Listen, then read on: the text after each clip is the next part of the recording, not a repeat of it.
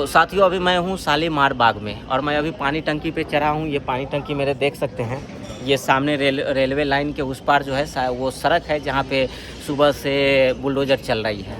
Bulldozer चल रही है, लोगों को मालूम है कि बुलडोज़र चल रही है, लेकिन आखिर क्यों बुलडोज़र चल रही है, कारण क्या है, बुलडोज़र चला कौन रहा है, ये आपको समझना पड़ेगा। देखिए, बुलडोज़र चल रहा है वो तो न्यायालय के आदेश पे चल रहा है, दिल्ली हाई कोर्ट के न्यायालय के आदेश पे चल रहा है कि भाई ये बुलडोज़र चलना चाहिए। गलती पिछली सरकार की है, वर्तमान सरकार का इससे कोई लेना देना नहीं है। लोग ये कह रहे हैं कि मुख्यमंत्री रेखा गुप्ता की विधानसभा में बुलडोज़र चल रहा है, दिल्ली की भाजपा सरकार चलवा रही है, मुख्यमंत्री रेखा गुप्ता चलवा रही है, ऐसा कोई बात नहीं। आप पहले देखिए, समझिए कि इसकी 5-6 बातें जो है वो आपको समझना पड़ेगा। ये पीछे जो मेरे घर देख रहे हैं, यहाँ से ये पूरा मतलब कि कम से कम होगा ये 1 किलोमीटर के एरिया में तकरीबन 100 से 150 घर होंगे। अब ये अवैध कब्जा जो सड़कों पे पिछली सरकार, आम आदमी पार्टी की सरकार और उनके विधायक जो थी वंदना कुमारी जी ने करवाया। वंदना कुमारी जी ने भी अवैध कब्जा खूब किया, खूब कॉलोनी घर बेचे, ज़मीन बेचे, खूब करोड़ों अरबों रुपए कमाए। केजरीवाल का भी हाथ रहा होगा, भाई विधायक ऐसा काम कर रहा है तो सरदार का भी हाथ होगा। अब पिछली सरकार ने अवैध कब्जा करवाया वोट बैंक के लिए कि भाई अब सड़क पे घर बना लो। लोगों को प्रोत्साहित मिला, लोगों को सपोर्ट मिला कि हम हैं, आपको कुछ नहीं होगा। पिछली सरकार ने लोगों को चढ़ा बढ़ाकर, उनको आगे बढ़ाकर कि हम हैं, सड़क पे घर बनाओ, सड़क पे कब्जा करो, तो लोग बोले वाले लोगों को बहला फुसला दिया, लोग ने सड़क पे घर बना लिया।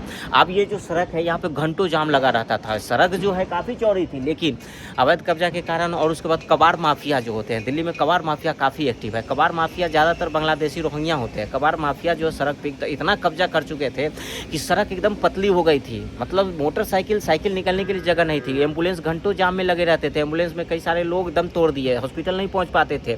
ये सड़क से लोग आने जाने से डरते थे, लोग मतलब 10 किलोमीटर घूम के जाते थे, लेकिन इधर से सड़क से सीधा नहीं निकलते थे क्योंकि जाम इतना था।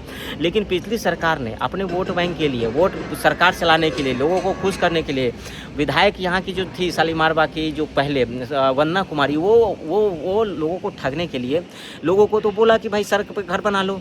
अब सरकार, न्यायालय का आदेश आया कि भाई सड़क पे घर कैसे बन सकता है, ये पूरा सड़क पे ही घर बना है, सड़क पे ही घर बना लिए इन लोगों ने। बताइए, अरविंद केजरीवाल की सरकार ऐसी थी कि लोगों को चढ़ा बढ़ाकर, लोगों को झूठ बोलकर, ये पीछे ये देख रहे हैं, यहाँ से जो देख रहे हैं, ये जो खिड़की टूट रही है यहाँ से, ये 1 2 3 4 ये ऐसे चले जाएंगे उधर तक, तो ये अवैध कब्जा था। अब दिल्ली में भाजपा सरकार, मुख्यमंत्री रेखा गुप्ता की सरकार का मानवता देखिए।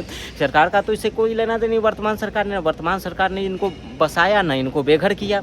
बसाया तो पिछली सरकार ने, और जो बुलडोज़र चल रही है वो तो हाईकोर्ट के आदेश पे चल रही है। लेकिन मुख्यमंत्री रेखा गुप्ता की मानवता देखिए कि उन्होंने 1 साल तक ये जो 100-150 घर टूटे होंगे, जितने भी होंगे मुझे नहीं मालूम, जितने भी घर टूट रहे हैं उनको 1 साल तक रहने के लिए रेंट देंगी। रेंट का जो भी खर्चा हो वो दिल्ली सरकार उठाएगी।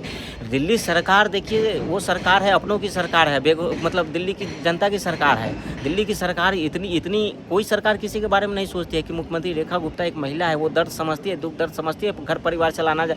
तो दिल्ली सरकार ने फैसला किया है कि जितने भी, ये तो देखिए है तो ये अवैध, इलीगल है। यहाँ के लोग भी मान रहे हैं कि भाई हमने सड़क पे घर बनाया है, टूटा है ना, वो कह रहे हैं ना हमारे पास ज़मीन का कागज़ है, ना नक्शा है, ना कुछ नहीं है ना। पिछली सरकार ने इनको बिजली पानी का भी कनेक्शन दे दिया कि भाई ले लो, मज़े करो, लेकिन वोट हमें दे दो। वोट के लिए पिछली सरकार ने इनको बिजली पानी का कनेक्शन दे दिया। वर्तमान सरकार देखिए कैसे बेघरों के लिए 1 साल तक 100-150 परिवार को रेंट दे रही है दिल्ली सरकार, मुख्यमंत्री रेखा गुप्ता की सरकार। कोई दूसरी सरकार रहती तो कहती कि हमें कोई मतलब नहीं है भाई, हम तो चुनाव जीत गए, हमें आपसे क्या लेना देना है। दिल्ली सरकार जो है वो कितना गरीबों का दुख दर्द समझ रही है कि 1 साल तक, जबकि कार्रवाई जो हो रही है वो दिल्ली हाईकोर्ट के आदेश पर हो रही है। हाईकोर्ट ने आदेश किया है कि भाई यहाँ पे बुलडोज़र चलाया जाए और जो सड़क पे अवैध कब्जा है उसको हटाया जाए। तो ये जो कब्जा अवैध सड़क पे करोगे तो भाई आज न तो कल टूटेगी।